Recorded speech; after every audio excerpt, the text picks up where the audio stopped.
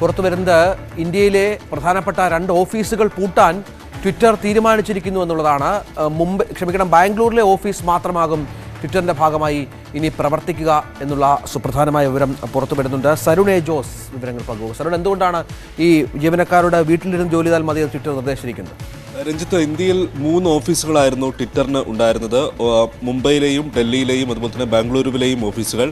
ഈ നവംബറിൽ Elon Musk ട്വിറ്ററിൻ്റെ ചുമതല ഏറ്റെടുത്തതിന് ശേഷം പിരിച്ചുവിടൽ നടത്തിയിരുന്നു. അതിൽ ഇന്ത്യയിൽ 250ഓളം ജീവനക്കാരിൽ 90%ത്തെയും പിരിച്ചുവിടാനും തീരുമാനമെടുത്തിരുന്നു. ഇപ്പോൾ 80-ൽ താഴെ ജീവനക്കാർ മാത്രമാണ് ട്വിറ്ററിൻ്റെ ഇന്ത്യയിലെ ഓഫീസുകളിൽ പ്രവർത്തിക്കുന്നത്. ഇതിൽ തന്നെ മുംബൈയിലെയും ഡൽഹിയിലെയും ഓഫീസ് അടച്ചുപൂട്ടാനാണ് ഇപ്പോൾ നിർദ്ദേശം നൽകിയിരിക്കുന്നത്. ജീവനക്കാരോട്, ഇവിടെ ജോലി ചെയ്തിരുന്ന ജീവനക്കാരോട് വീടുകളിലിരുന്ന് ജോലി ചെയ്യാനാണ് ട്വിറ്ററിൻ്റെ നിർദ്ദേശം. ബംഗളൂരുവിലെ ഓഫീസ് മാത്രമായിരിക്കും ഇനി പ്രവർത്തിക്കുക എന്നും ട്വിറ്റർ അറിയിച്ചിരിക്കുന്നു.